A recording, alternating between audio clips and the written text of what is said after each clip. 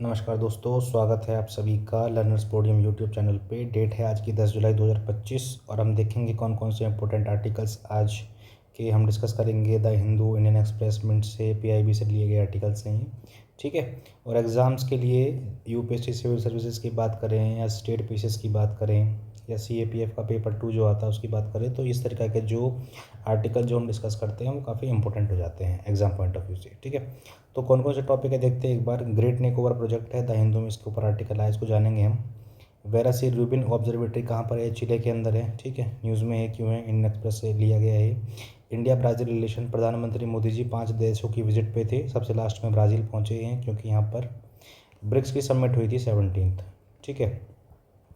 तो ये मैं आपका ना 250 वर्ड का आंसर यहीं से कंप्लीट करा देता हूँ कि अगर अब कभी भी आपको ना ब्राज़ील इंडिया के बारे में 250 वर्ड, 100, 150, 150 वर्ड्स अगर कहीं भी लिखने हो तो आप यहाँ से आराम से बेझिझक होकर लिखना। एफएटीएफ टेरर फाइनेंसिंग अपडेट, ये एक रिपोर्ट आई है कि किस तरीक़ा से भारत में जो पास्ट में दो अटैक्स हुए थे उनके ऊपर इन्होंने अपडेट दी है कि किस तरीक़ा का मॉडस ऑपरेंडी था टेरर ग्रुप्स का अटैक करने का, ठीक है। फाइनेंशियल एक्शन टास्क फोर्स की रिपोर्ट दी है। जयपुर राइस, ये न्यूज़ में है, इसके बारे में जानेंगे, ठीक है। तो बढ़ते हैं अपने टॉपिक की तरफ। सबसे पहले बात करेंगे ग्रेट निकोबार प्रोजेक्ट की। तो ये है अपना निकोबार आइलैंड है, ठीक है। ये अंडमान सी है और इसमें ये है कैंपबेल नेशनल पार्क है और गलेथिया नेशनल पार्क है, दो इसके अंदर नेशनल पार्क्स हैं, ठीक है। कैंपबेल बे और गलेथिया नेशनल पार्क, ठीक है। ये बे ऑफ बंगाल है, ये अंडमान सी है। तो छोटा सा और एक मैं आपको अगर एक हल्की सी ज्योग्राफी दे दूँ समझने में आसानी हो जाएगी आपको। ये कैंपबेल बे है, ये गलेथिया रिवर है, ये गलेथिया बे है, ये इंदिरा पॉइंट है, इसके ऊपर यूपीएससी में क्वेश्चन भी पूछा हुआ है, ठीक है। ये अपना एलेक्जेंड्रिया रिवर है, अमृत कौर रिवर है और माउंट थोलियर यहाँ पर है, ठीक है। कॉन्डोल आइलैंड अगर कहीं किसी ऑप्शन में आपको पूछ लेता वो पता होना चाहिए। तो ये हमने जाना निकोबार प्रोजेक्ट, निकोबार की छोटी सी ज्योग्राफी के बारे में, ठीक है। अब बात करते हैं निकोबार प्रोजेक्ट के बारे में, ठीक है। भारत सरकार ने एक प्रोजेक्ट लेकर आई है, ग्रेट निकोबार प्रोजेक्ट। किसके लिए? इंडो पैसिफिक सिक्योरिटी को बढ़ाने के लिए, ठीक है। मैं आपको छोटा सा मैप दिखाता हूँ पहले। देखो, ये है निकोबार, ये है अंडमान, ठीक है। ये है अपना इंडिया, यहाँ पर है श्रीलंका अगर हम देखें छोटा सा। ये है बांग्लादेश, मैं बता रहा हूँ क्यों बता रहा हूँ मैं, ठीक है। म्यांमार और ये है अपना चाइना, ठीक है। साउथ चाइना सी ये है। अब चाइना की जो प्रेजेंस है इसमें तो बहुत ज़्यादा है ही पहले से ही, यहाँ पर तो इनका सबका डिस्प्यूट चला हुआ है। ये फिलीपींस है, इसका डिस्प्यूट चला हुआ है, ठीक है। वियतनाम का डिस्प्यूट चला हुआ है और अपना ये है इंडोनेशिया। ये सभी जो कंट्रीज़ हैं क्लेम करती हैं साउथ चाइना सी में अपने अपने आइलैंड्स को, वाटर बॉडीज़ को, ठीक है, पैसेजेस को, जो वाटर पैसेजेस होते हैं। यहाँ पर अपना हम्बनटोटा पोर्ट यहाँ पर इन्होंने जो लीज़ पे लिया था श्रीलंका का, ठीक है, 99 ईयर्स की लीज़ पे लिया था जो पोर्ट इन्होंने। और बांग्लादेश में भी जो पोर्ट इन्होंने अपना बेल्ट एंड रोड इनिशिएटिव के तहत जो अपना प्रोजेक्ट लेकर आए हैं, सभी कंट्रीज़ में जाके ये बेल्ट एंड रोड इनिशिएटिव लेकर आए हैं। तो चाइना की जो प्रेजेंस है काफ़ी बढ़ चुकी है इस एरिया के अंदर। तो इंडिया का कंसर्न ये है कि ये हमारा स्ट्रेटेजिक पॉइंट है, एक बहुत ज़्यादा स्ट्रेटजिक पॉइंट है। अगर हमने यहाँ पर इंफ्रास्ट्रक्चर डेवलप नहीं किया, जो अभी तक 70 सालों से एक तरीक़ा से नेगलेक्टेड पार्ट था ना इंडिया की डिप्लोमेसी के अंदर, ठीक है, इंटरनल पॉलिटिक्स के अंदर, जो एक तरीक़ा से ये हमने छोड़ रखा था, इस पर ध्यान नहीं दिया था सरकारों ने। तो मोदी सरकार ने लेकर आई है कि यहाँ पर हम इंफ्रास्ट्रक्चर डेवलप करेंगे ताकि हम अपना जो आधिपत्य है, जो इस पर क्लेम है हम अपना, उसको एक तरीक़ा से अपने कंट्रोल में रख सकें और ये जो पूरी सिक्योरिटी है हमारे इस रीजन की, ठीक है, वो हमारे अपने कंट्रोल में रहे। कोई और कंट्री, चाइना जैसी कंट्री आके यहाँ पर अपना इन्फ्लुएंस ना जमा पाए, ठीक है। ये मलक्का स्ट्रेट है, यहाँ से ट्रेड पासेस होती हैं, ट्रेड पैसेज होता है यहाँ से साउथ ईस्ट एशिया का, एशिया का। इंडिया भी यहाँ से अपना ट्रेड करता है यहाँ पे। जो ये कंट्रीज़ हैं ईस्ट एशियन कंट्रीज़ हैं, जापान और अपना साउथ कोरिया हो गई, और ये कंट्रीज़ होगी फिलीपींस। इसको तो हम बहुत ज़्यादा सपोर्ट करते हैं ना, क्योंकि इसकी चाइना से थोड़ी सी तनातनी चलती रहती है इन कंट्रीज़ की, ताइवान की, ठीक है, वियतनाम की। तो ये जो एरिया है जोग्राफिकल पॉइंट ऑफ व्यू से ना बहुत ज़्यादा इंपॉर्टेंट हो जाता है इंडिया के सिक्योरिटी पॉइंट से बात करें तो, ट्रेड पॉइंट से बात करें तो। और इंडो पैसिफिक की तो पॉलिसी हम अपना ही रहे हैं ना काफ़ी टाइम से, इसलिए क्वाड का जो है फॉर्मेशन हुआ। क्वाड में 4 कंट्रीज़ आई, इधर से जापान आया, इधर से ये ऑस्ट्रेलिया आया नीचे से, ठीक है, यहाँ से नीचे ये ऑस्ट्रेलिया आया और उधर अपना यूएस से है। तो इंडो पैसिफिक, ये पैसिफिक सारा ओशियन है। तो इस साइड में, तो इसलिए जो ये एरिया है ना बहुत ज़्यादा इम्पोर्टेंट हो जाता है। इसलिए सरकार लेकर आई है ग्रेट निकोबार प्रोजेक्ट, ताकि यहाँ पर हम अपना इंफ्रास्ट्रक्चर डेवलप कर सके हैं, और जो हम कहीं ना कहीं बैकफुट पे हैं इस टाइम पे सिक्योरिटी में, तो उसको हम आगे आके हम अपना कंट्रोल यहाँ पर जमा सकें अच्छे तरीके से। ठीक है, देखते हैं लेकिन अब इशू क्या है, पहले देखते हैं कि कौन कौन से मेजर इंफ्रास्ट्रक्चर पुश हम लेकर आए हैं ग्रेट निकोबार प्रोजेक्ट की बात करें तो पहला होगा international container transshipment terminal. Container transshipment terminal होगा, ठीक है, कंटेनर्स की जो ट्रांसशिपमेंट होती है एक कंट्री से दूसरी कंट्री की तरफ, तो उसका एक टर्मिनल बनाएंगे यहाँ पे इंटरनेशनल लेवल का। एक एयरपोर्ट बनाएंगे, ग्रीनफील्ड इंटरनेशनल एयरपोर्ट, ठीक है। टाउनशिप डेवलपमेंट होगी, टाउनशिप बनाएंगे, रहने के लिए जगह होगी प्रॉपर, ठीक है। स्कूल्स होंगे, हॉस्पिटल्स होंगे, टाउनशिप डेवलप होगी ना पूरी, आपने पढ़ा होगा टाउनशिप के बारे में। गैस और सोलर पावर प्लांट्स बनाएंगे, रिन्यूएबल एनर्जी की बात कर रहे हैं यहाँ पे, ठीक है। गैस और सोलर पावर प्लांट्स बनाएंगे यहाँ पे एनर्जी प्रोडक्शन के लिए।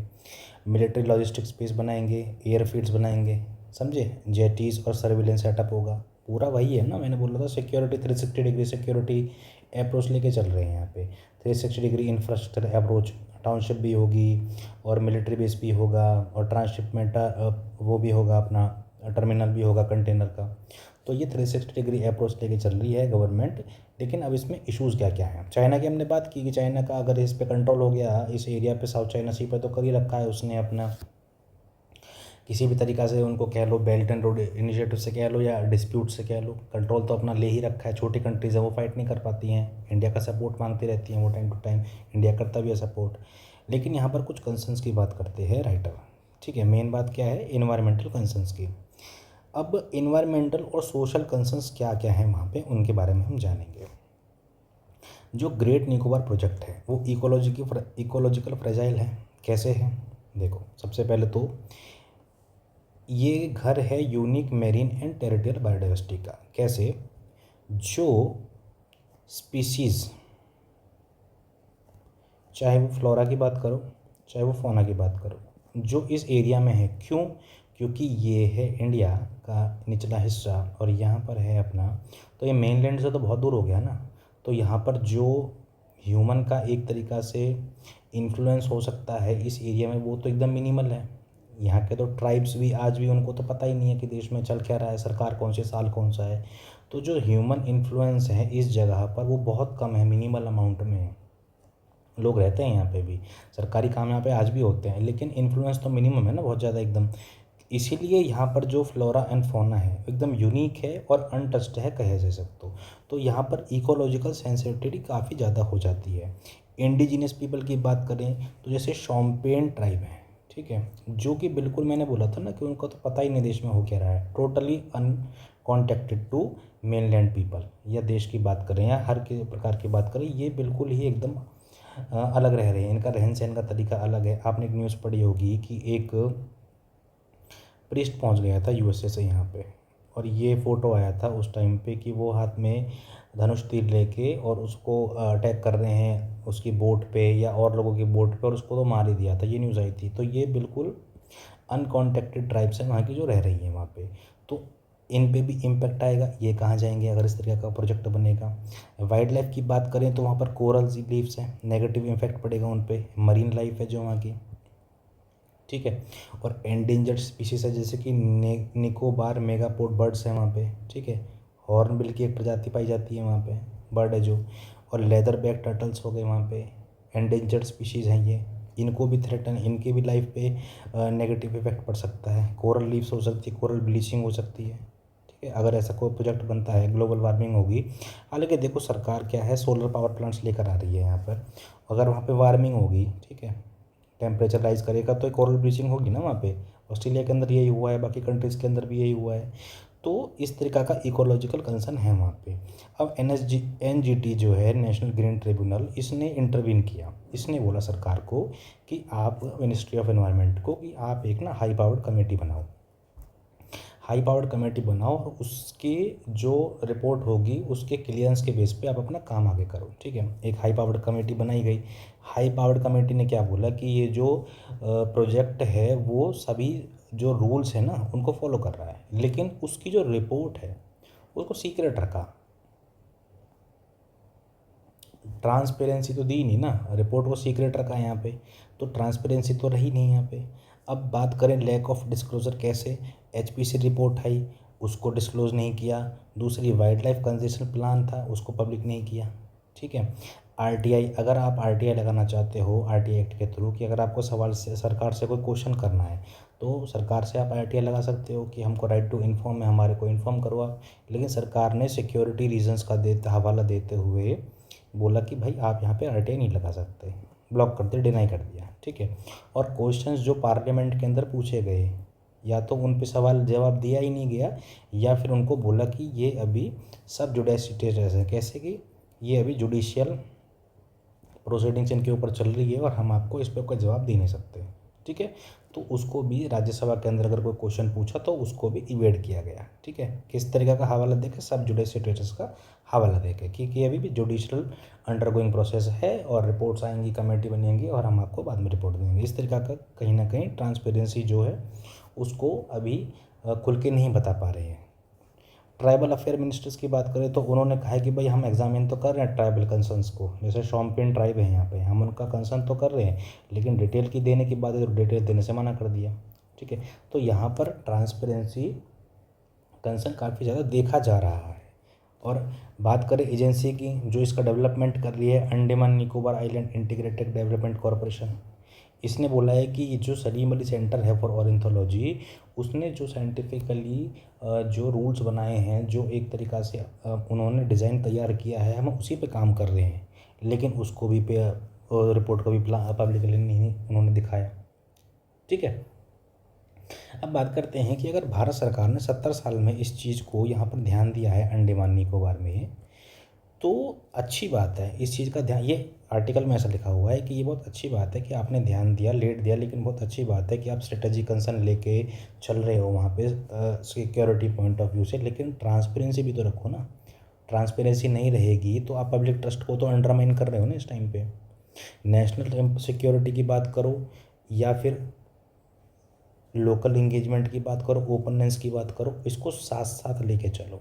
ठीक है। इस पे ना एक बैलेंस होना चाहिए, ये बात कहते हैं राइटर। कि अगर बात करें स्पेशली इन्वायरमेंटल सेंसिटिव जोन्स की, इन्वायरमेंटल सेफगार्ड की, तो ट्रांसपेरेंसी होनी ही चाहिए, ये कहना है इस आर्टिकल का। तो हमने जाना कि कहीं ना कहीं ट्रांसपेरेंसी की कमी है। इन्वायरमेंट इम्पैक्ट असेसमेंट हुआ है इसका, उन्होंने बोला कि भाई ये डिस्ट्रक्शन होगा यहाँ पे बहुत ज़्यादा लाइफ लाइन का, तो सरकार ने हर तरह के जो रिपोर्ट है ना उसको कहीं ना कहीं सीक्रेट ही रखा है। मेन कहने का ये है आर्टिकल का कि ट्रांसपेरेंसी बहुत ज़्यादा ज़रूरी हो जाती है इस तरह के मामलों में जहाँ पर बहुत ज़्यादा जो वल्नरेबल ग्रुप्स हैं, फ्लोरा फौना है और एंडेमिक स्पीशीज़ हैं जो थ्रेटन होने की कगार पे हैं, इसलिए ये इम्पोर्टेंट हो जाती है ट्रांसपेरेंसी यहाँ पे। ठीक है। बढ़ते हैं अगले आर्टिकल पे। ये एक राइस की वैरायटी है, इसका नाम है जैपोनिका राइस। जैपोनिका, जैपोनिका, थोड़ा सा नाम आपको लग रहा है ना जापान से रिलेटेड, तो हाँ ये वहीं ग्रो होती है, ईस्ट एशिया में ग्रो होती है, मेनली जापान और चाइना के अंदर। ठीक है। इसके जो ग्रेन्स होते हैं वो थोड़े छोटे होते हैं और राउंड थोड़े से गोल होते हैं। ठीक है। जिसके ग्रेन्स होते हैं, इसके अंदर जो स्टार्च की क्वांटिटी होती है वो ज़्यादा होती है। ठीक है। और इसको मेनली ईस्ट एशिया के अंदर ग्रो किया जाता है। लैब्स में पॉपुलर है ये, जो एग्जामिनेशन करती हैं, टेस्ट करती हैं। ठीक है। उनमें ये जो राइस की जो क्वालिटी, जो ये टाइप है, ये काफ़ी ज़्यादा फेमस वहाँ पे। क्यों? Because of its stable trades और इजी जेनेटिक मॉडिफिकेशंस की वजह से। ठीक है। तो ये जैपोनिका राइस न्यूज़ में है। क्यों न्यूज़ में, इसके बारे में बात करेंगे। तो इंडिया का जो national institute of plant genome research है, NIPGR, नई दिल्ली के अंदर, इसने ना टेस्ट किया है इस राइस के वैरायटी पे। क्या टेस्ट किया है? जीन एडिटिंग हुई है। किसके द्वारा? CRISPR-Cas9। CRISPR-Cas9 क्या है? जीन एडिटिंग टूल है ये। ठीक है। तो जीन एडिट हुई है इस राइस की। अगर ये पौधे की बात करें, ठीक है, इसमें एक कोई जीन होगा छोटा सा, मान लो ये, मैं आपको बहुत एक सिंपल लैंग्वेज में समझा रहा हूँ। ये एक जीन है इसका। ठीक है। अब इस जीन को क्या किया है? कट कर दिया गया है। ठीक है। और कट करके इसको ऐसा बना दिया गया है जो हमको रिक्वायरमेंट है, ठीक है। इससे हुआ क्या है, इससे हुआ ये है कि जो ये राइस है इसकी जो पोटाश इनटेक है, पोटाश इनटेक उसमें कमी हुई है, ठीक है। इसमें जो पोटाश की इनटेक है वो कम हुई है, ठीक है। इसका फ़ायदा क्या होगा हम पढ़ते हैं आगे। ये डेवलप कैसे हुआ ये सब टेक्निकल आपको जानने की ज़रूरत नहीं है, ठीक है। और ये इसका कल्टीवर यूज़ हुआ, इसकी वैरायटी कौन सी यूज़ हुई थी, निपॉन बेर इसकी क्वालिटी वैरायटी यूज़ हुई थी, ये सब जानने की ज़रूरत नहीं है। जानने की ज़रूरत क्या है आपको, जैपोनिका राइस है, क्रिस्पर Cas9 टूल द्वारा इसकी जीन एडिटिंग हुई हुई है। कहाँ पे की हुई है इसकी, national institute of plant genome research नई दिल्ली के अंदर, ठीक है। कहाँ उगता है ये, जापान चाइना के अंदर, ईस्ट एशिया की तरफ, ठीक है। अब इसकी जो आउटकम निकली है वो क्या है कि इसमें फॉस्फेट की जो इनटेक थी वो कम हुई और बेटर हुई पहले से, ठीक है। पहले अगर मान लो 10% फॉस्फेट ले रहा था, अब लेगा 25% या 40%। यील्ड भी बढ़ी है, अगर फुल फर्टिलाइज़र के साथ देखें तो 20% यील्ड बढ़ी है।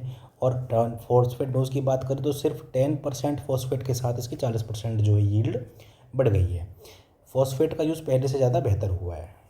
अपटेक इसकी जो एनहेंस हुई है, जो स्टेम में से इसकी जो इनटेक जाती थी फॉस्फेट की लीव्स की तरफ, इसकी तरफ यहाँ पे, वो इन्हेंस हुई है ना पहले से, ये कहना है इसका, ठीक है। और ये जो इसके पेनिकल्स हैं, पेनिकल्स जो इसके एक तरीक़ा से आप इनको कहते हैं, जो आप ये छोटे छोटे देख रहे हैं दाने इसके, ठीक है, इनमें बढ़ोतरी हुई है, ठीक है। इनमें मोर पेनिकल्स, और सीड्स की बात करें तो वो भी बड़े हैं विदाउट चेंजिंग ग्रेन क्वालिटी, ठीक है। अब इसकी ये आपने जाना कि भाई फॉस्फेट की जो इंटेक है उसमें बढ़त हुई है, मतलब मोर एफिशिएंटली। पहले अगर 10% लेता था, इस जीन एडिटिंग की वजह से अब वो लेता है 40%, ठीक है। मेरा कहने का मतलब है ये।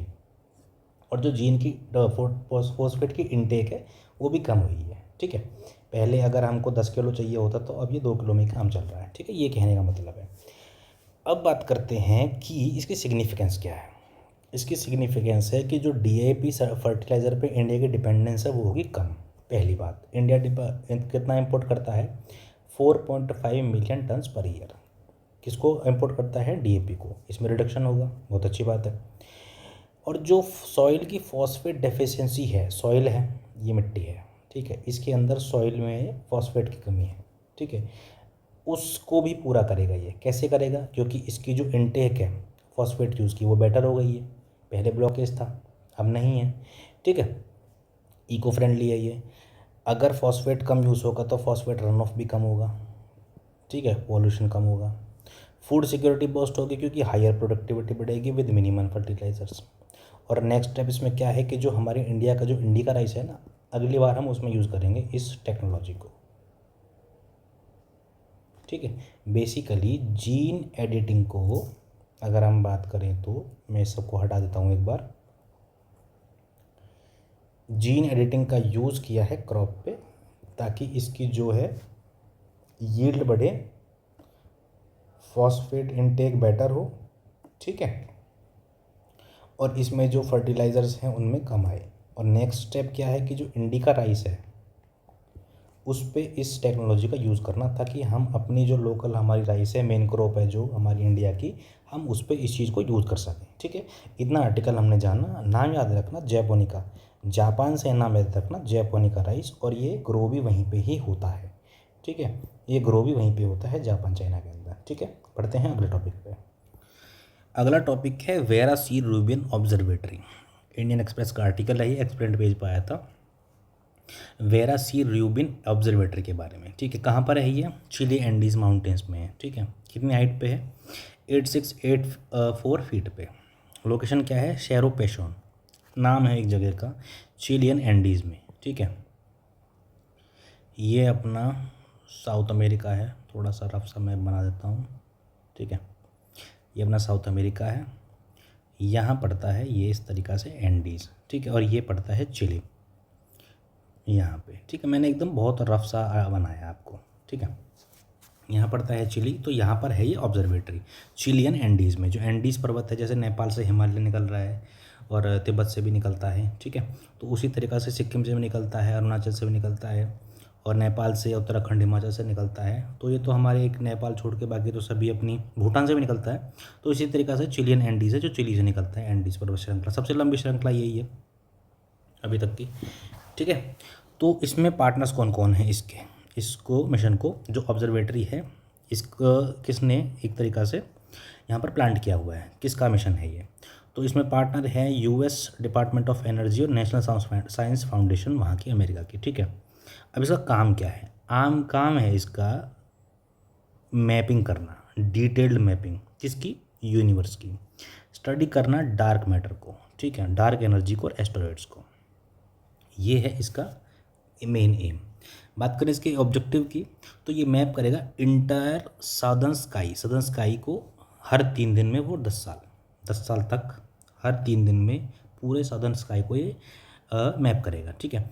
डिटेक्ट करेगा ये कॉस्मिक चेंजेस को, और जो सेलेस्टियल इवेंट्स होते हैं जैसे कि कोई सुपरनोवा एक्सप्लोजन हुआ, कोई ब्लैक होल डिटेक्ट हुआ, कोई किसी दूसरी गैलेक्सी में कोई इवेंट हुआ, सेलेस्टियल इवेंट, तो उसको डिटेक्ट करेगा ये, ठीक है। कॉस्मिक चेंजेस कोई हो रहे हैं, कोई गैलेक्सी मूव कर रही है, कोई ग्रेविटेशनल वेव डिटेक्ट हुई है, हालांकि वो सब नहीं करेगा, एक कैमरा कैप्चर है ये, लेकिन जो भी विजिबल चीज़ें हैं ना, इंफ्रारेड और या फिर दूसरी लाइट में, उन सबको डिटेक्ट करेगा ये, ठीक है। और ये प्रोवाइड करेगा, ट्रैक करेगा ये नियर अर्थ ऑब्जेक्ट्स को, ठीक है, फॉर प्लेनेटरी डिफेंस। जैसे कि एस्ट्रॉइड आते रहते हैं, आप पढ़ते रहते होगी कि एक एस्ट्रॉइड पृथ्वी की तरफ बढ़ रहा है काफ़ी स्पीड से, या स्पेस डेब्रिस, एक बहुत बड़ा टॉपिक हो चुका है आज के टाइम में, स्पेस डेब्रिस। और प्रोवाइड करेगा ये open access data for global research. Global research अगर होता है तो बहुत अच्छी बात है, उसको ये open data, open access data, कोई भी उसको इस्तेमाल कर सकता है उस डाटा को, ठीक है। फीचर्स की बात करें तो इस ऑब्जर्वेटरी की, तो सबसे पहली बात ये है कि वर्ल्ड का जो लार्जेस्ट कैमरा है ना, वो यही है, वर्ल्ड का लार्जेस्ट कैमरा। कितने मेगापिक्सल का है, 3200 मेगापिक्सल का, और ये डिटेक्ट कर सकता है अल्ट्रा डिम ऑब्जेक्ट्स को भी, जहाँ लाइट भी नहीं पहुंच रही उनको भी डिटेक्ट करेगा। ये इमेज इसी के द्वारा ली गई है, ठीक है, इसी के द्वारा ली गई है ये इमेज। इसके अंदर 6 फिल्टर हैं, कैप्चर करेगा ultra violet to infrared light, ठीक है। वाइल्ड फील्ड एरिया इसका कवर करेगा, एरिया बहुत ज़्यादा, 40 full moons in one shot, इतना एरिया ये कवर करेगा, ठीक है। अपने जो टारगेट्स हैं 5 सेकंड में चेंज कर लेता है, यहाँ से यहाँ आने में इसको 5 सेकंड लगते हैं, और स्पेस में ये बहुत बड़ा टाइम होता है, ठीक है। अगर स्पेस की बात करें तो ये बहुत बड़ा इसमें डिस्टेंस होता है, ये यहाँ से आने में 5 सेकंड लगाएगा, और एक नाइट में ये 1000+ इमेजेस लेगा ये। मैं आपको सबको पता क्यों बता रहा हूँ ये, मैं इसका ही पीछे रीज़न बताता हूँ मैं आपको।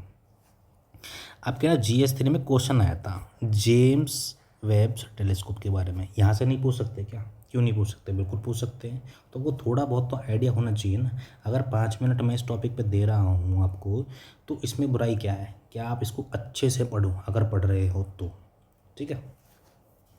तो स्विच करेगा टारगेट को 5 सेकंड में, और 1000 इमेज देगा पर नाइट में, ठीक है।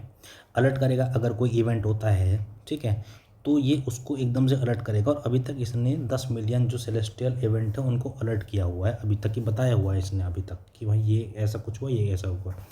डाटा है इसका 20 TB डाटा डेली इसका स्टोर होता है, और इसका जो कैटलॉग है ना उसमें 5 मिलियन 50 लाख एस्टोरेड है 10 साल में पिछले, ठीक है, कैटलॉग है इसका, बनेगा इसका, ठीक है। सिग्निफिकेंस की बात करें तो ये एडवांस करता है dark matter, dark energy research को 3D कॉस्मिक मैप्स में, और ये स्ट्रेंथन करेगा प्लेनेटरी डिफेंस को विया रैपिड एस्टेरॉइड या फिर नियर अर्थ ऑर्बिट डिटेक्शन में, ठीक है। और स्टडी करेगा ये जो गैलेक्सी फॉर्मेशन है उसमें फ़ोटोज़ की क्लिक करके, या यूनिवर्सल एक्सप्रेशन थ्योरीज़ के बारे में, ठीक है। तो ये हमने जाना वेरासी र्यूबिन ऑब्जर्वेटरी के बारे में। कहाँ पर है, चिलियन एंडीज़ के अंदर है। कौन पार्टनर, प्रोजेक्ट पार्टनर कौन कौन है, यूएस डिपार्टमेंट ऑफ एनर्जी और नेशनल साइंस फाउंडेशन, ठीक है। और क्या करेगा ये, मैप करेगा पूरे एंटायर यूनिवर्स, उसको स्काई को, सदर्न स्काई को 3 दिन में फॉर 10 साल के लिए, ठीक है। तो ये हमने सब इसके बारे में जाना, और जो छोटे छोटे डिटेल है वो हमने इसके बारे में जानी। वर्ल्ड का सबसे लार्जेस्ट कैमरा है ये 3200 मेगापिक्सल का, ठीक है। बढ़ते हैं अगले टॉपिक पे। अगला टॉपिक है GS3 सिक्योरिटी से, टेक्नोलॉजीज और साइबर क्राइम से, ठीक है। और बात करें इंटरनेशनल रिलेशंस की तो FATF की कंप्लाइंस से। मेन तो ये टॉपिक है सिक्योरिटी का, ठीक है, और क्रिप्टो करेंसी का, और साइबर क्राइम का, साइबर क्राइम का, ठीक है, साइबर सिक्योरिटी का। एफएटीएफ की जो टेरर फाइनेंसिंग अपडेट आई 2025-26 की, आर्टिकल फर्स्ट पेज पे आया था द हिंदू के और इंडियन एक्सप्रेस के दोनों के पे 10 जुलाई को, आपने शायद पढ़ा होगा। तो उसने क्या है कि उसने रिपोर्ट निकाली है, उसने बताया है कि भारत के अंदर दो अभी एक अटैक प्लान किया गया था, गोरखनाथ अटैक मंदिर के अंदर 2023 में, और एक पुलवामा जो बॉम्बिंग हुई थी 2019 में। उसके अंदर क्या है कि जो डिजिटल टूल्स हैं ना उनका बहुत ज़्यादा मिसयूज़ हुआ है, जैसे कि ई कॉमर्स साइट होगी, क्रिप्टो करेंसी होगी, वर्चुअल नेटवर्क्स हो गए, ठीक है, क्राउड फंडिंग हो गई जो कि फंड करने के लिए काम आती है टेरर को। तो उसका ना बहुत ज़्यादा यूज़ हुआ है किसका, डिजिटल टूल्स का, वर्चुअल प्राइवेट नेटवर्क हो गया, ठीक है। तो जैसे कि गोरखनाथ अटैक की बात की हमने, इसमें पेपैल वीपीएन का यूज़ हुआ है, और पुलवामा बॉम्बिंग में अमेजोन का यूज़ हुआ है, कैसे हम जानेंगे, ठीक है। तो रोल क्या था डिजिटल टूल्स का इनमें, सबसे पहले तो जो अमेजोन जैसे प्लेटफॉर्म थे ना, उनसे जो एक्सप्लोजिव के रॉ मटेरियल यूज़ होते हैं जैसे कि एल्यूमिनियम पाउडर, वो खरीदे यहीं से गए थे। आप सोचो इस चीज़ को। क्रिप्टो असेट्स, क्रिप्टो असेट्स की बात करें, क्रिप्टो करेंसी ब्लॉकचेन टेक्नोलॉजी पे काम करती है, ये एनोनिमस रहता है, इससे बायर भी और सेंडर भी, क्रॉस बॉर्डर ट्रांजेक्शन्स हो जाती हैं, ठीक है, और ट्रैक करना बहुत ज़्यादा हार्ड है इस चीज़ को। वर्चुअल प्राइवेट नेटवर्क और इनक्रिप्टेड ऐप्स, कोई भी ऐप है जिसमें मैसेज भेजते भेजते हैं, या फिर वर्चुअल प्राइवेट नेटवर्क की बात करें तो आप इंडिया में बैठे हुए हो यहाँ पर, और आप वीपीएन ले लेते हो रशिया का, तो आपको तो ट्रैक करना मुश्किल हो जाएगा ना एक तरीक़ा से। कोई सोचेगा कि ये तो रशिया में बैठा हुआ है, लेकिन ट्रेस यहाँ से जो एक्टिविटी चल रही है वो तो यहाँ से चल रही है ना, इंडिया से। तो वर्चुअल प्राइवेट नेटवर्क हो गया, ऐप्स हो गई, इनक्रिप्टेड ऐप्स, ठीक है, सर्विलेंस नहीं हो पाता ना इनसे। फिर क्राउड फंडिंग होगी, गेमिंग होगी, गेमिंग आपने देखा ऑनलाइन गेमिंग चलती रहती है, उसमें क्राउड फंडिंग होती है, ठीक है, $1 $2 $100। इसी तरीक़ा से यहाँ पे क्राउड फंडिंग हो रही है ना, किस काम के लिए, टेरर फंडिंग के लिए। मिसयूज़ हो रहा है किसका, डिजिटल टूल्स का। Third party gateways, online payment जैसे कि पेपैल, ऑनलाइन पेमेंट इंटरमीडिएट, इससे क्या होगा, इलीगल फॉरेन फंड्स आ रहा है इंडिया के अंदर टेरर फंडिंग को यूज़ करने के लिए। ये है, ये जो केसेस है ना, इन्हीं के बारे में स्पेसिफिक उन्होंने रिपोर्ट दी है अपने, ठीक है। और जो इन्वॉइसिंग होती है, जो बिल बनता है किसी कंपनी का, अगर बात करें कि भाई कितना प्रोडक्शन रहा, कितना आपने पे किया, कितना आपका पूरा टारगेट रहा इस साल का, कितना आपका आउटपुट रहा, उसकी ओवर अंडर इन्वॉइसिंग कर दी, ठीक है, मनी लॉन्ड्रिंग के तहत ये हो रहा है, ट्रेड बेस्ड लॉन्ड्रिंग, ठीक है। तो ये सब काम ही हो रहे हैं टेरर फंडिंग के लिए। किस तरीके का यूज़ हो रहा है, डिजिटल टूल्स का यूज़ हो रहा है टेरर फंडिंग के लिए। रिस्क जोन कौन कौन से हैं, अगर रीजन्स की बात करें तो South Asia including India, West Africa, यहाँ पर तो जो बियोनो जो कंट्रीज़ हैं, बुर्किना फासो, इनके अंदर तो आए दिन आप देखते हो ना कि किस तरीक़ा से मिलिट्री कू हो रहा है, तो वही तो फंडिंग आ रही है वहाँ पे, वरना वो देशों के पास कहाँ से इतना पैसा आया, ठीक है। यहाँ पर फंडिंग हो रही है। साहिल रीजन है जो पूरा नॉर्दर्न अफ्रीका का ये जो पार्ट है, ठीक है, ये साहिल रीजन है पूरा, यहाँ पर ये जो साहिल रीजन है, मिडल ईस्ट हो गया, ये जो एरिया है सारा, यहाँ पर मेजर हॉटस्पॉट बने हुए हैं ये टेरर फंडिंग के, ठीक है। यहाँ पर टेररिस्ट अटैक हो रहे हैं, रोज़ हो रहे हैं, छोटे मोटे ऑर्गेनाइजेशन, ISIS हो गई, और अपना इस्लामिक रिपब्लिकेशन हो गई, और जो कई टेरर फंडिंग ऑर्गेनाइजेशंस हैं वो इन सब में ही काम कर रही है, और इसी तरीक़ा से वो अपना फंडिंग कर रही है अपने आप को, ठीक है। ओवरसाइट कम है बहुत ज़्यादा, KYC नहीं है, ठीक है, एंटी मनी लॉन्ड्रिंग के लिए KYC नहीं है, और काउंटर टेररिस्ट फाइनेंसिंग के लिए कुछ प्लेटफॉर्म्स जो हैं उनको चेक नहीं कर रहे हैं प्रॉपरली, ओवरसाइट बहुत ज़्यादा कम है। डार्क वेब का यूज़ हो रहा है, डार्क वेब पे इतनी सारी चीज़ें पड़ी हुई हैं, कहते हैं कि हम तो बहुत कम जो विजिबल नेट है, स्पेस हो गया और वेब हो गया, इसमें हम कहते हैं कि 5% ही देख रहे हैं, बाकी जो 95% है वो तो डार्क है सब, चाहे ये स्पेस की बात करो चाहे वेब की बात करो, ठीक है। मेन चैलेंजेस क्या है, ज्यूरिसडिक्शन का इशू है, क्यों, मल्टी कंट्री ट्रांजेक्शन्स हो रही है, इस कंट्री से उस कंट्री, इस कंट्री से उस कंट्री, वो कॉम्प्लिकेट कर देती है डाटा को जो एक्सेस करने में उसको, और दूसरा लीगल एक्शन को, ठीक है। अब किस कंट्री को आप ब्लेम करे हुए, वहाँ से होके वहाँ पे हो रहा है, वहाँ से होके वहाँ पे हो रहा है, तो एक जगह से जो फंडिंग है वो यहाँ से यहाँ पहुँच रही है, यहाँ से यहाँ पहुँच रही है, यहाँ से यहाँ पहुँच रही है, तो मल्टी कंट्री ट्रांजेक्शन्स हो गई ना। वीक KYC है, know your customer, fake accounts बने हुए हैं फीड टैग और वॉलेट्स पे, जो फंड्स हैं वो मूव हो रहे हैं अनचेक्ड, कहीं से कहीं पहुंच रहे हैं, ठीक है, किसी के नाम पे पहुंच रहे हैं। जो लॉज हैं टेरर ग्रुप्स उनको बहुत अच्छे से एक तरीक़ा से आउटपेस कर रहे हैं अपनी डिजिटल ट्रिक्स के थ्रू, ठीक है। डाटा लोकलाइजेशन कैसे हो रहा है, किसी भी कंट्री के अपने लॉज हो सकते हैं, ठीक है, अगर इंडिया की कोई लॉ इन्फोर्समेंट एजेंसी वहाँ पे जाके कहती है कि भाई हमको अपना डाटा दे दो, जैसे इंडिया ही कहता है अपने डाटा को कि भाई हम डाटा अपनी कंट्री के अंदर ही रखेंगे, तो दूसरी कंट्री भी तो इन्हीं तरह की बातों को करती है ना कि हम अपना डाटा आपको शेयर नहीं करेंगे। मैं आपको एक एग्जांपल देता हूँ। एक ना टेररिस्ट था, ये तो चलो बात होगी कंट्री की, मैं कंपनी की बात बताता हूँ। एक टेररिस्ट था, उसके पास एक बहुत ही बड़ी कंपनी का फ़ोन था, ठीक है, आपको पता भी होगा, मैंने नाम भी लिख दिया थोड़ा सा यहाँ पे। उस टेररिस्ट के फ़ोन को अनलॉक करने से मना कर दिया उस कंपनी ने कि हम नहीं कर सकते, ये हमारी जो ब्रीच हो जाएगा हमारी पॉलिसी का। तो इसी तरीक़ा से बड़ी कंट्रीज़ हैं वो भी यही तो काम करती हैं कि भाई हम आपको डाटा नहीं देंगे। रिकमेंडेशंस क्या होनी चाहिए? नो योर कस्टमर जो रूल्स हैं, जो नॉर्म्स हैं, वो बहुत ज़्यादा स्ट्रिक्ट होने चाहिए, ठीक है। केवाईसी बहुत ज़्यादा मजबूत होनी चाहिए। आईडी चेक्स होनी चाहिए वॉलेट्स की, ई कॉमर्स साइट्स की और क्रिप्टो एक्सचेंजेस की। भारत सरकार भी क्रिप्टो बिल लेकर आई है एक, ठीक है। All artificial intelligence machine learning से ट्रैकिंग होनी चाहिए। रियल टाइम सर्विलेंस होना चाहिए अगर कोई अबनॉर्मल पैटर्न देखा जा रहा है, ठीक है, या फिर कोई सस्पिशियस कीवर्ड्स यूज़ हो रहे हैं। ये तो वही यूज़ करते हैं ना, इसी तरह के तो कीवर्ड्स वो यूज़ करते हैं। कोई अबनॉर्मल पैटर्न देखा जा रहा है कि किसी फंड में हर रोज़ रात को $50 आ रहे हैं, क्यों आ रहे हैं? ये एक स्टूडेंट का फंड, ये एक स्टूडेंट का वॉलेट हो सकता है, ठीक है, लेकिन इसमें रोज़ $50 कहाँ से आ रहे हैं? और ये हो गया कई मिलियन डॉलर्स में। तो इसी तरीक़ा के जो एबनॉर्मल पैटर्न्स हैं उनको ट्रैक करना चाहिए। रियल टाइम सर्वेलेंस होनी चाहिए। क्रॉस बॉर्डर कोऑपरेशन होनी चाहिए कंट्रीज़ के बीच में, और जो डाटा सेंटर्स हैं, कॉरपोरेशंस हैं, उनके बीच में, बैंक्स जो हैं उनके बीच में होनी चाहिए। क्रिप्टो की ओवरसाइट होनी चाहिए, ठीक है। सस्पिशियस एक्टिविटी की रिपोर्ट होनी चाहिए, ऑडिट्स होनी चाहिए, ठीक है। Platform duty, e commerce site monitor हो करना चाहिए जो ड्यूअल यूज़ है मटेरियल का, जैसे कि अभी हमने देखा कि वह एल्युमिनियम का यूज़ किया वहाँ पे, तो जो जिसका ड्यूअल यूज़ हो सकता है उनके लिए जो अपने सेलर्स को वेरीफाई करो ना, सबसे पहली बात कि आप जो प्रोडक्ट बेच रहे हो वो क्या उसका कोई डुअल यूज़ पर्पस तो नहीं है उसका कहीं, समझे? ड्यूअल यूज़ पर्पस तो नहीं है उसका कहीं। तो उसके लिए अपने वेरीफाई करो सेलर को कि हाँ ये एक जेन्युइन कस्टमर है, ये कोई वैसे ही नहीं है, कोई भी हो सकता है ना। तो ये सब रिकमेंडेशंस हमने यहाँ से दी गई हैं कि भाई डिजिटल केवाईसी स्ट्रिक्टर होनी चाहिए, और आर्टिफिशियल इंटेलिजेंस मशीन लर्निंग से ट्रैकिंग होनी चाहिए।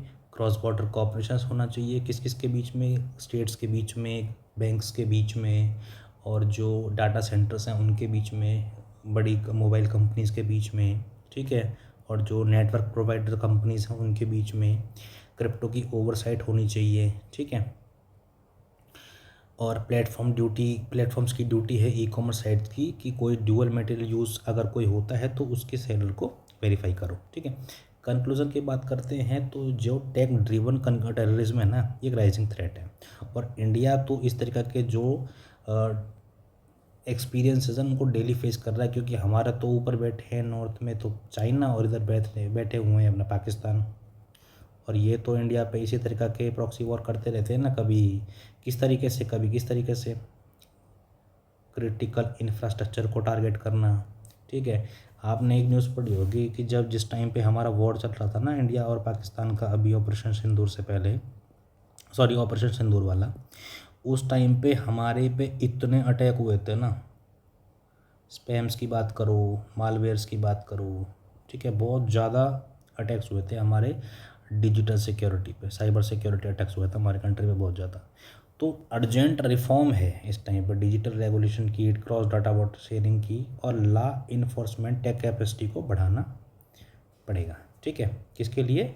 नेशनल और ग्लोबल सिक्योरिटी के लिए, क्योंकि ये एक अकेली कंट्री का कंसर्न नहीं है, ये एक ग्लोबल थ्रेट है आज के टाइम पे। आज की हमारे इंडिया के साथ हो रहा है, कल किसी और के साथ भी होगा ना, और हुआ भी है, हो भी रहा है आज भी। तो ये हमने जाना कि किस तरीक़ा से जो मिसयूज़ हो रहा है डिजिटल टूल्स का, ठीक है, चाहे वो ई कॉमर्स साइट हो, चाहे वो वीपीएन हो, ऐप्स हों, गेमिंग प्लेटफॉर्म्स हो, या पेमेंट गेटवेज हो, ठीक है, तो किस तरीक़ा से उनका मिसयूज़ हो रहा है ये हमने सबने जाना। एफएटीएफ के बारे में थोड़ा सा जान लेते हैं, क्या है ये? फाइनेंशियल एक्शन टास्क फोर्स इसकी फुल फॉर्म है। इस्टेब्लिश किया गया था इसको 1989 में बाय G7 कंट्रीज़ जो हैं, G7 अपनी कंट्रीज़ हैं, उनके द्वारा इसको इस्टेब्लिश किया गया था। और इसका जो गोल है वो है सेट करना global standard to combat money laundering, terrorist financing और वेपन्स फॉर मास डिस्ट्रक्शंस का प्रोलिफरेशन की फाइनेंसिंग को देखना एक तरीक़ा से। ये इसने अभी रिसेंट में लिया था इस चीज़ को अपने अंडर। कोई प्रोलिफरेट तो नहीं कर रहा है इस चीज़ को, वेपन्स फॉर मास डिस्ट्रक्शन तो नहीं बना रहा है कोई, ठीक है। तो इसकी दो लिस्ट हैं, ग्रे लिस्ट है और ब्लैक लिस्ट है। जो कंट्रीज़ हैं with strategic anti money laundering और टेरर फंडिंग में गैप्स तो हैं लेकिन कॉपरेट कर रही हैं, ग्रे लिस्ट में डाला जाता है। और जो हाई रिस्क कंट्रीज़ है सीरियस गैप्स, उनको ब्लैक लिस्ट में डाला जाता है, ठीक है। तो इसका इम्पेक्ट क्या पड़ता है अगर ये इसको किसी कंट्री को ब्लैक लिस्ट और ग्रे लिस्ट में डाल देती है, तो उसकी जो कहीं ना कहीं फाइनेंसिंग है ना, अगर उसको कोई कंट्री दे रही है, जैसे IMF दे रहा है, ठीक है, या फिर उसको वर्ल्ड बैंक दे रहा है, या कोई FDI आने वाली है, या कोई लोन मिलने वाला है किसी बैंक से, तो उनको अफेक्ट करती है ये, ठीक है, अगर कुछ भी मिल रहा है। और जो कंट्री की क्रेडिट रेटिंग्स है उनको भी डाउन करती है, ठीक है। इंडिया बना था 2010 में इसका फुल मेंबर, और इंडिया को काफ़ी प्रेज़ किया गया था इसके फाइनेंशियल इंक्लूजन के लिए। JM और जनधन अकाउंट्स के लिए और UPI के लिए इंडिया को काफ़ी ज़्यादा प्रेज़ किया था इस कंट्रीज़ ने और इस ऑर्गेनाइजेशन ने, ठीक है। और 2010 में इंडिया इसका फुल मेंबर बना था, ठीक है। बढ़ते हैं अगले टॉपिक पे। ये टॉपिक है, देखो इसको ना आप 250 वर्ड का ना यहीं से प्रिपेयर कर लेना। मैंने एकदम बहुत ही हॉलिस्टिक वे में इसको यहाँ पर कंपाइल किया हुआ है सभी सोर्सेज से अपना, ठीक है। तो आप इसको पढ़ सकते हो। न्यूज़ क्या है, न्यूज़ ये है कि जो ब्राज़ील के जो प्रेसिडेंट हैं उन्होंने प्रधानमंत्री नरेंद्र मोदी जी को अपने वहाँ का हाईएस्ट सिविलियन ऑनर दिया है, ठीक है। PM Modi ji honoured with Brazil highest civilian award. क्या नाम है इसका? Grand collar for national order of southern cross, ये है इसका। कब? इनकी विजिट पे, ऑफिशियल विजिट जब हुई थी ब्रिक्स की, ठीक है, वहाँ पे जब गए थे तो इनको ये अवार्ड दिया गया है। क्या है ये? ब्राज़ील का हाईएस्ट सिविलियन अवार्ड है और दिया जाता है सिर्फ फॉरेन डिग्निटरीज़ को जो एक्सेप्शनल सर्विस में रहे हैं ब्राज़ील के। तो यहाँ पर जो है मोदी जी हैं काफ़ी ज़्यादा, और किस तरीके से ये किस तरीक़ा से एक्सेप्शनल सर्विसेज में प्रूव हुए हैं ब्राज़ील की निगाहों में, हम उसको देखते हैं इस पूरे आर्टिकल में। एक बार छोटा सा ब्राज़ील का मैप देख लेते हैं। ये ब्राज़ील है, इसकी राजधानी है ब्राज़ीलिया। यहाँ पर हुआ है 17th ब्रिक्स, ठीक है। और ये अपना अमेज़न रिवर है, ठीक है, ये माउथ है अमेज़न का अटलांटिक ओशन में। इक्वेटर जा रहा है यहाँ से और अपना ट्रॉपिक ऑफ कैप्रिकॉर्न जा रहा है यहाँ से, ठीक है। ये है पेने टनल, ये एक जोग्राफिकल फीचर है यहाँ का। गिनिया हाईलैंड, ये तो PYQ भी आया था UPSC के 2013 में। ब्राज़ीलियन हाईलैंड यहाँ पर हैं, ठीक है। थोड़ा सा हमने जाना, और ये जो कंट्रीज़ हैं बॉर्डरिंग कंट्रीज़, आप उनको देख सकते हो। सूरिनामे है, फ्रेंच गुइनिया है, वेनेजुएला है, कोलंबिया है, पेरू है, बोलीविया है, पैराग्वे है और उरुग्वे है, ठीक है। उरुग्वे पड़ता है अटलांटिक ओशन की तरफ और पैराग्वे है लैंडलॉक्ड, पैराग्वे है लैंडलॉक्ड, ठीक है। तो ये हमने थोड़ा सा जाना, कहीं ना कहीं साउथ अमेरिका की भी छोटी सी ज्योग्राफी हमने देख ली। बाकी ये ब्राज़ील, इसको मैप को अच्छे से एक बार पढ़ लेना, ठीक है।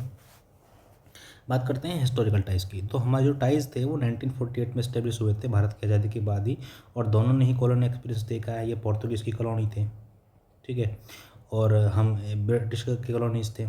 ये भी, हम भी मल्टी एथनिक हैं, ये भी मल्टी एथनिक हैं, और दोनों ही डेमोक्रेटिक वैल्यूज़ को पूरा वैल्यू करते हैं, ठीक है। Both are democracies, large democracy with pluralistic society. दोनों के अंदर जो सोसाइटी है वो प्लूरिस्टिक, हर तरीक़ा का लोग है उसके अंदर। ट्राइब्स भी हैं वहाँ पे, ब्राज़ील में तो सब जगह ट्राइब्स हैं, और पोर्तुगीज़ भी हैं, स्पेनिश भी हैं, इंग्लिश भी हैं, इंडियंस भी हैं यहाँ पे 0.1% इनकी पॉपुलेशन इंडियंस की भी है, ठीक है। तो हर प्रकार की एथनिसिटी सोसाइटी वहाँ पर है। हमारी जो स्ट्रेटेजिक पार्टनरशिप थी वो नॉर्मल पार्टनरशिप से अपग्रेड हो गई थी स्ट्रेटेजिक पार्टनरशिप में 2006 में, और हमने फिर जो ब्रॉड टाइज थी उन पे बात की, जैसे ट्रेड, डिफेंस, एनर्जी और ह्यूमन रिफॉर्म्स के बारे में। दोनों शेयर करते हैं ग्लोबल साउथ आइडेंटिटी को, और दोनों साउथ साउथ कॉपरेशन की बात करते हैं, ठीक है, और एक इक्विटेबल वर्ल्ड ऑर्डर की बात करते हैं। बात करें इंगेजमेंट्स की, मल्टीलेटरल और प्लूरिलेटरल की, तो ब्रिक्स के मेंबर हैं, ब्रिक्स की समिति हो रही है यहाँ पे, ठीक है, जो बात करता है फाइनेंशियल, ग्लोबल फाइनेंशियल गवर्नेंस की, सूटेबल डेवलपमेंट की, मल्टीपोलरिटी की, ठीक है। इप्सा ये एक ऑर्गेनाइजेशन है, 2003 में बनी थी ये। India Brazil south Africa forum for democratic global south corporation, ठीक है, कॉपरेशन। G4 के मेंबर हैं हम। G4 कौन कौन सी हैं? India, Brazil, Japan, Germany. ये क्या बात करती हैं? UNSC में जो रिफॉर्म्स की बात करती हैं ये, ठीक है। G20 के हम एक्टिव पार्टनर्स हैं, और इंडिया ने जो अपनी G20 की प्रेसिडेंसी थी वो ब्राज़ील को दी थी 2023 में। बेसिक ग्रुप है एक, Brazil, south Africa, India, China, इसमें रशिया नहीं है। इसमें बात करते हैं जॉइंट स्टैंड क्लाइमेट नेगोशिएशन पे, और अपना इंटरनेशनल सोलर अलायंस तो है ही है, जो सोलर एनर्जी ट्रांजिशंस पे कमिटेड है सभी के सभी देश, ठीक है। ट्रेड रिलेशंस की बात करें, इकोनॉमिक रिलेशंस की बात करें, दोनों के बीच में जो ट्रेड रिलेशन है, जो ट्रेड है, बायलैटरल ट्रेड, वो 2022-23 में थी $15 बिलियन की, ठीक है, $15 बिलियन की। और इसको जो गोल है वो पहुंचाना है $20 बिलियन का, ठीक है। इंडिया एक्सपोर्ट करता है refined petroleum, chemicals, pharma hub है, ठीक है, इंजीनियरिंग गुड्स को यहाँ पर एक्सपोर्ट करता है। और इंपोर्ट करता है ब्राज़ील से crude oil, sugar, edible oils, gold, soya, cotton. Investment की बात करें तो IT, माइनिंग, एनर्जी, ऑटोमोबाइल्स में हमने इन्वेस्ट की हुई है, ठीक है। और इंडिया की जैसे कंपनी है TCS, Tata consultancy services, Wipro, Azim Premji की, वो कंपनी वहाँ पर प्रेजेंस है ब्राज़ील के अंदर। बायोफ्यूल्स की बात करें तो जो ब्राज़ील है वो लीडर है किसमें? शुगर के एथेनॉल में। और हमारी पार्टनरशिप हो चुकी है इंडिया की, जो कॉम्प्लीमेंट करता है, partnership complements India's ethanol blending programme, ठीक है। और न्यू ग्लोबल बायोफ्यूल अलायंस में इस चीज़ को कॉम्प्लीमेंट करता है ब्राज़ील। क्यों? क्योंकि ब्राज़ील लीडर है किसमें? शुगर के एथेनॉल के अंदर। डिफेंस की बात करें तो डिफेंस कॉपरेशन एग्रीमेंट हुआ था 2003 में, स्ट्रेटेजिक डायलॉग स्टार्ट हुआ था हमारा 2006 के अंदर। जॉइंट डिफेंस कमिटीज़ की मीट्स हुई थी, ठीक है, ट्रेनिंग हुई थी, एक्सचेंजेस हुए थे। और हमारा इंटरेस्ट है जॉइंट डिफेंस प्रोडक्शन में। मैंने आपको परसों ही एक न्यूज़ पढ़ाई थी, नेवल एक्सचेंजेस में, टेक ट्रांसफर में, नेवल एक्सचेंजेस में। ब्राज़ील ने डिमांड की है इंडिया से अग्नि मिसाइल्स की, ब्रह्मोस मिसाइल की। तो यही तो है, जॉइंट डिफेंस प्रोडक्शन की बात की है, टेक ट्रांसफ़र की बात की है, नेवल एक्सचेंजेस की बात की है हमने, ठीक है। मैंने ना आपको कहीं ना कहीं देखो मोर प्रिसाइजली आपको मैं पढ़ा रहा हूँ, क्योंकि मैं लिखने को तो पूरा लिख दूँ यहाँ से लेके यहाँ तक, मैंने कल भी बताया था, लेकिन आपको ना याद रहेगा इसी तरीके से अगर मैं आपको टू द पॉइंट चीज़ें पढ़ाऊँ। ये ISA एकदम मैंने टू द पॉइंट चीज़ें पढ़ा रखी हैं, बिल्कुल एकदम, ठीक है। तो ये हमने सबने जाना कि अभी ब्राज़ील जो बात कर रहा है वो अग्नि मिसाइल की बात कर रहा है, ब्रह्मोस मिसाइल की बात कर रहा है, ठीक है। साइंसेस टेक्नोलॉजी की बात करें, स्पेस की बात करें, तो हमारा MOU हुआ था स्पेस कोलैबोरेशन में साइन 2004 में। और इसमें जो अमेजोनिया 1 सैटेलाइट है, ठीक है, किसकी? ब्राज़ील की थी, अमेजोनिया 1। इसको लॉन्च किया था इंडिया के PSLV ने, कब? 2021 में। हमारी पार्टनरशिप है एग्रीकल्चर में, बायोटेक में, AI में, सुपर कंप्यूटर्स में। कल हमने बात की थी बायोटेक्नोलॉजी की। कौन सी पॉलिसी थी वो? Bio E3 policy. $300 बिलियन की हमको वो बनाना है, एक्सपोर्ट करना है हमको, इसको इंडस्ट्री को हमको $300 बिलियन की बनाना है हमको, ठीक है। तो कैसे बनेगी? यहीं से तो बनेगी, हमको तो पार्टनरशिप करेंगे हम बायोटेक्स में, सुपर कंप्यूटर्स में, समझे। हम बायो बैंक बना रहे हैं यहाँ पे, तो हम इसके लिए, इस कंट्री के लिए तो बायो बैंक बना सकते हैं हम, इन कंट्रीज़ की जीनोम डाटा को इकट्ठा करके। तो इसी तरीक़े से तो हम ग्रो करेंगे दोनों पार्टनरशिप में। आप जो है ना मल्टी जो सब्जेक्ट्स हैं ना उनको लिंक किया करो, ठीक है, उनको लिंक किया करो एक दूसरे से, GS1 का GS2 में, GS2 का GS1 में, इस तरीके से लिंक किया करो टॉपिक्स को। ट्रेडिशनल मेडिसिन की बात करें तो MOU साइन हुआ आयुर्वेदा में, योगा में। और इसमें इंडिया अभी हमारा जो है विश्व योगा डे बना था, इंटरनेशनल योगा डे, इंडिया की ही देन है वो वर्ल्ड को। तो ब्राज़ील में भी इसका जो रिकॉग्निशन है वो काफ़ी बढ़ा है इस टाइम पे भी, ठीक है। कल्चर और पीपल टू पीपल टाइज की बात करें तो हिस्ट्रिकल टाइज है, क्योंकि पोर्तुगीज़ इन्फ्लुएंस वहाँ पे भी रहा है, हमारे यहाँ पे भी रहा है, ठीक है। डायस्पोरा के लिंक हैं, इंडियंस वहाँ पे काफ़ी हैं, साउथ अमेरिकन कंट्रीज़ हैं, और जो कैरिबियन कंट्रीज़ हैं उनमें भी इंडियन डायस्पोरा काफ़ी ज़्यादा है। गए भी थे Indian prime minister Trinidad and Tobago में, ठीक है। स्ट्रॉन्ग कल्चरल एक्सचेंज हुआ है। योगा, बॉलीवुड की बात करें, आयुर्वेदा पॉपुलर है ब्राज़ील के अंदर। साओ पोलो जो कंट्री है, जो सिटी है उसके अंदर, ब्राज़ील के अंदर, वो इंडिया की फर्स्ट कल्चरल सेंटर है। कहाँ पर? लैटिन अमेरिका, पूरे लैटिन अमेरिका की जो कंट्रीज़ हैं उनमें इंडिया का जो फर्स्ट कल्चरल सेंटर है वो साओ पोलो के अंदर है। स्पोर्ट्स की बात करें तो फुटबॉल, क्रिकेट दोनों में देखा जाता है, और स्कॉलरशिप दी जाती है ITC और ICCE में, ठीक है। स्टूडेंट एक्सचेंज बढ़ रहा है दोनों कंट्रीज़ के बीच में, वहाँ से यहाँ आने पढ़ने के लिए, यहाँ से वहाँ जाने पढ़ने के लिए। प्रेसिडेंट जो थे रिपब्लिक डे पे जो प्रेसिडेंट थे, प्रेसिडेंट बोल्सोनारो, ये इनको चीफ गेस्ट बना के बुलाया गया था रिपब्लिक डे की परेड में 2020 में। ठीक है, तो हम भी बहुत ज़्यादा इनको अप्रिशिएट करते हैं और वैलिडेशन देते हैं इनको। ठीक है, रेगुलर मीटिंग होती है ट्रेड में, एग्रीकल्चर में, एनर्जी, क्लाइमेट में और यूएन फॉर्म्स में।